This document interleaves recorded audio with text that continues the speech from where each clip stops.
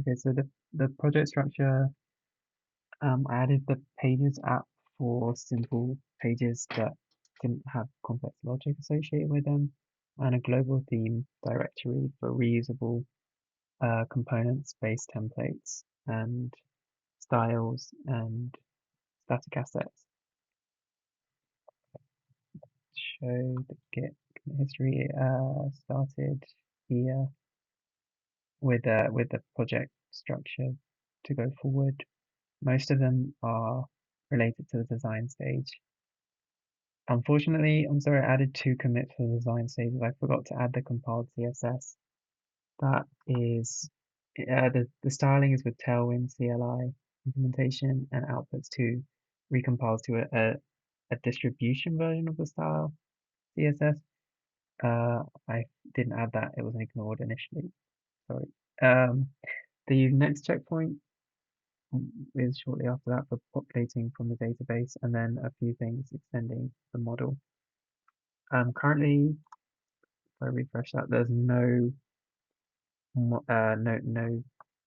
model objects in the database. If I migrate, that should create the tables, and there's nothing in there, for example. So loading from my council fixtures in the supply chain app. I can now go to the all councils list. Should be able to see the councils are now showing here because this is populated with the test fixtures, and in the case of projects, haven't imported these yet, so we don't see any projects there.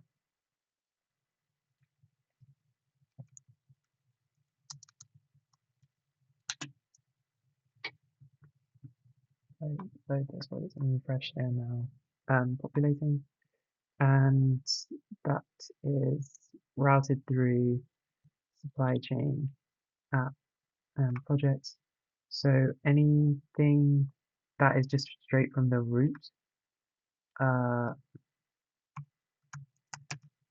would go straight to the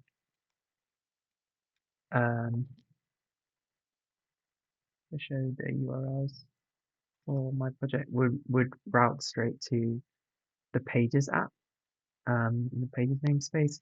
Anything with supply chain routes to the supply chain app. In the case of projects, used all projects, and how it's getting those. So views to all projects is here. That returns to the template of all projects list.html, as I was just in, and retrieves the context all projects ordering by created app, and passes that context to the template. In the case of list items, so for project and projects, it then just styles out all the individual attributes of a project model into the static template. But static template doesn't know how any of the fetching is done. In terms of those templates, they are defined at the base in theme, a base static, no static there. There is the styling and navbar, footer is all defined in one place here in the base.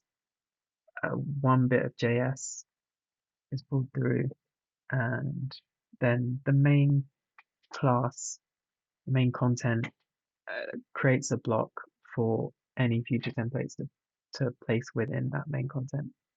There are 2 main layouts, which are the detail and lists used in this project by councils and by projects themselves. So a detail layout extends base, and in that main block content defines a hero section, which holds a hero footer, breadcrumb, and main content, sidebar cards, one being paired, two being paired, and an extra one, and then optional extended content. So then in the case of council detail, for example, it extends the detail layout, which extends base, defines that hero section, the breadcrumb, title name, item title, sorry, and the main content, which is in this case sustainability stuff, a region, and the footer. The routing is all done through slugs.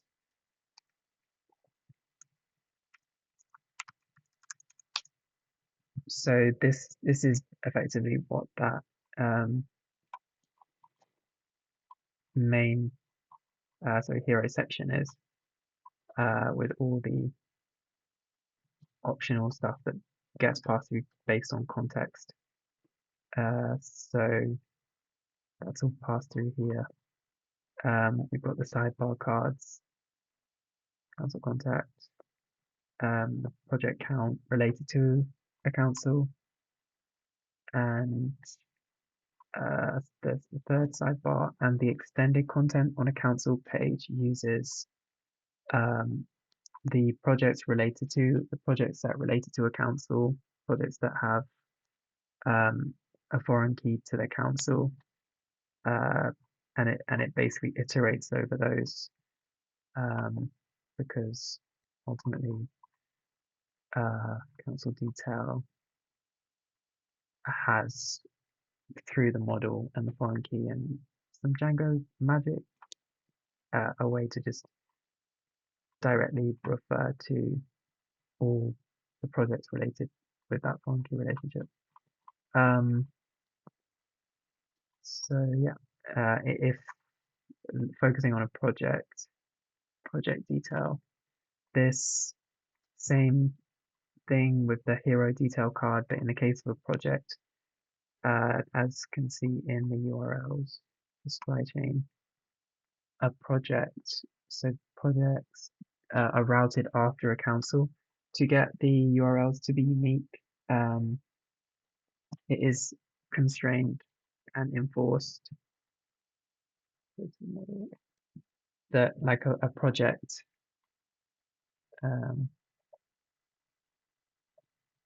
has is restrained only to be a council and a title, so it can only you couldn't have the same project that had the same council and the same title, but you could have a project that had different councils, but the same title. So you could have like a Stolo corridor installation on one and on one council, and but you couldn't have it on the same project name on the same council. And this renders to use.py project detail, and it jumps to the council table, gets the slug for the council slug, and the same, well, it gets the project slug, and that information is all ultimately passed to project detail. In the case of this,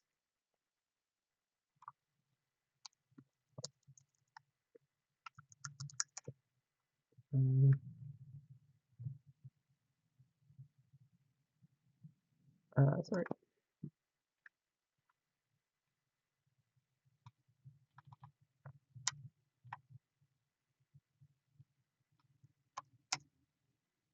Oh, okay.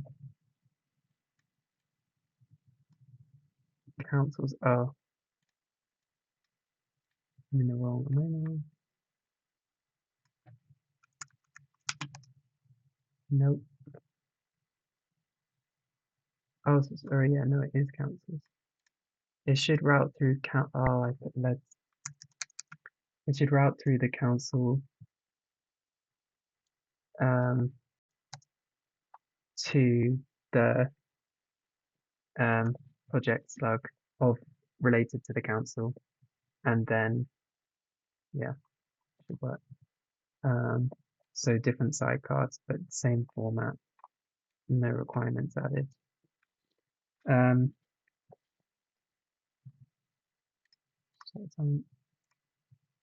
okay, so for the extra features, one thing was this sustainability model extension. Looking at models.py.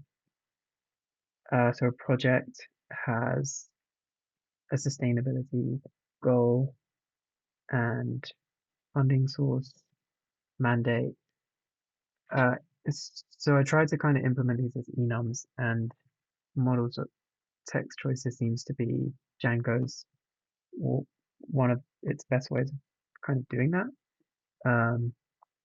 So then this is just uh, defined in the model itself for I think as well, like it's easier to organize it that way.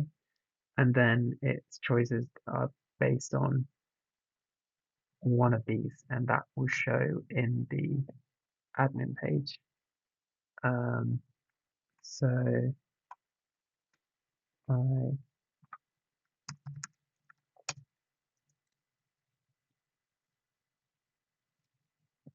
and go to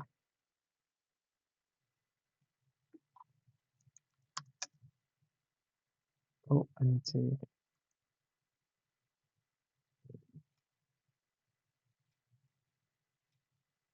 oops, from the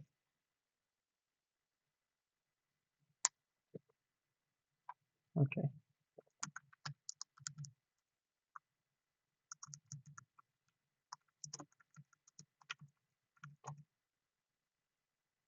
Oh nope, and then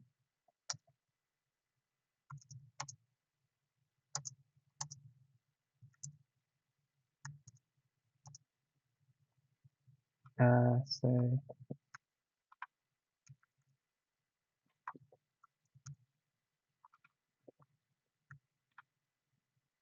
um so in the case of a project, let's add a project. That funding source is now a list of options, a list of text choices that I can't type in, so they are fixed, and that's all set up in that model extension, and that applies to a few other things. In this case, I didn't use the enum, and that's just I just don't think it's as good. So for okay,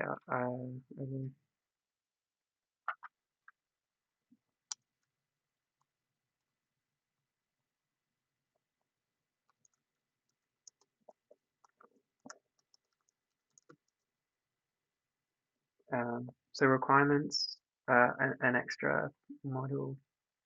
Each project can have 0, 1, or many requirements, and they take like a CPP code that has a regex to enforce its that code structure.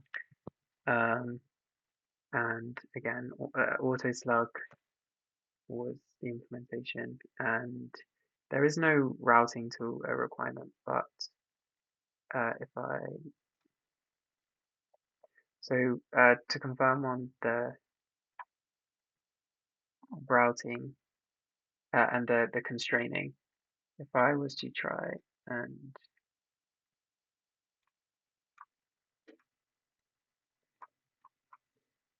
duplicate Clyde waterfront regeneration for the same council,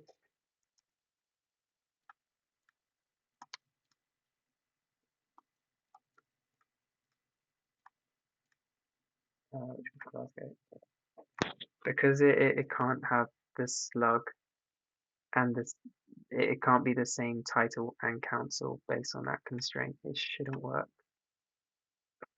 But if I change the council, it should work. So you have two here, and I just changed the metadata to make it a bit clearer that you could ultimately have the same title with different councils. So requirements are now populated, and they show in views.py for all project lists, all projects.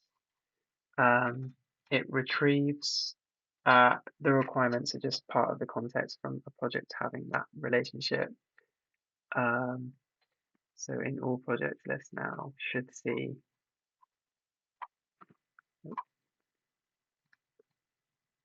can I go back? So this probably has no requirements added yet. That's one requirement, and it would show in the extended content because projects, all projects list for I'm in all projects list, project detail would show it in the extended content in a table. It defines the T body, and then within the T body in the requirements related to a project. Then another addition is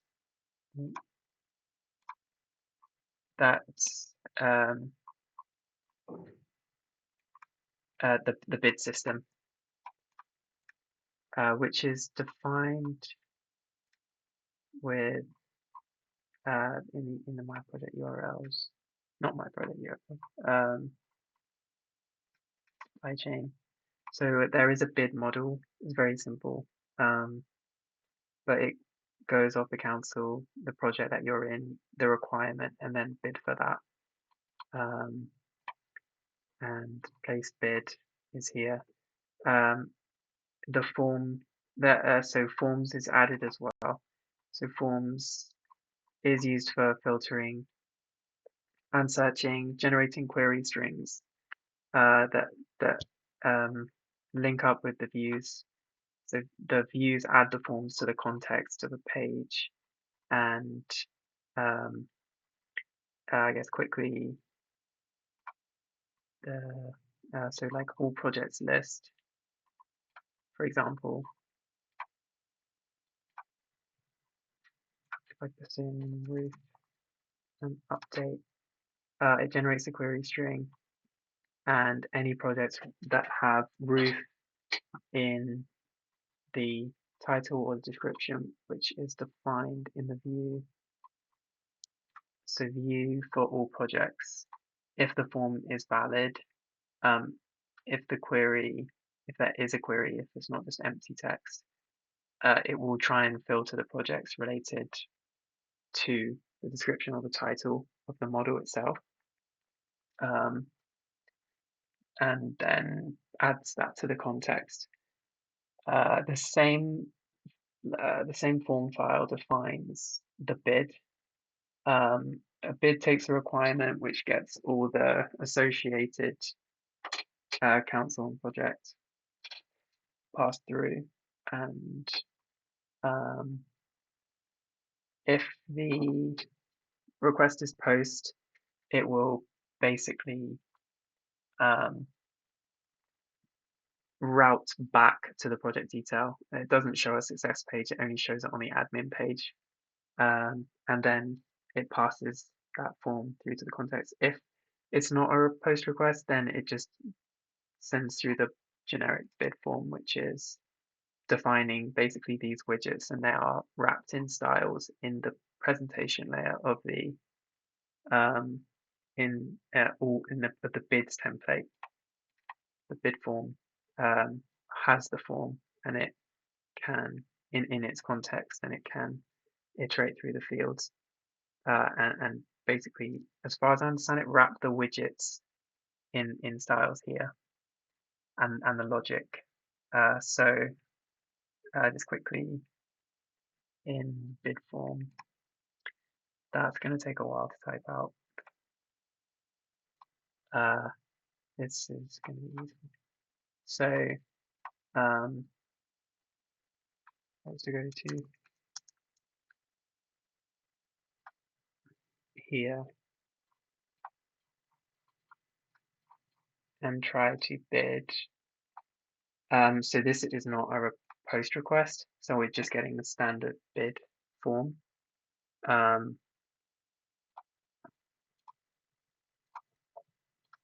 So just a get request, I think, is where, if the company name was Cheese, my email, and they submitted a bid, it routes them back because it's a 302, a redirect, and a post request.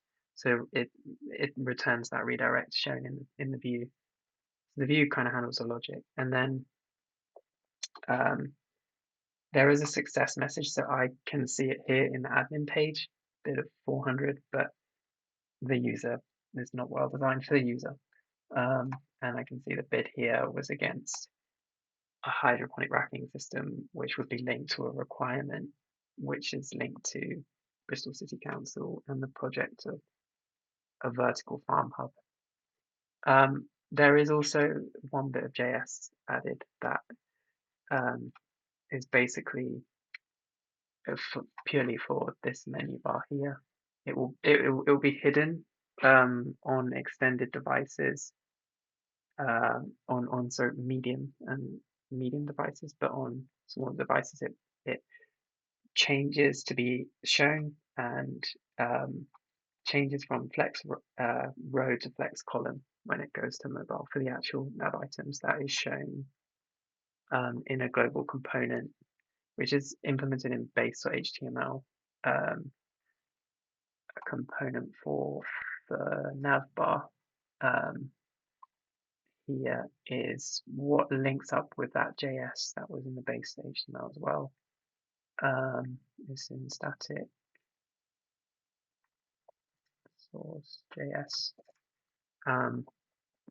So it links up with an element that has the data collapse toggle of navbar sticky and gets its information, adds a listener, and that is attached here with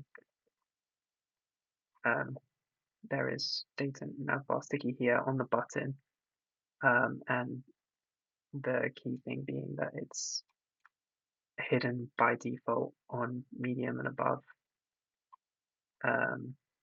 and that these list items are displaying flex row on medium, but flex column on mobile device by default. I think, yeah, that's hopefully covers enough. Thank you.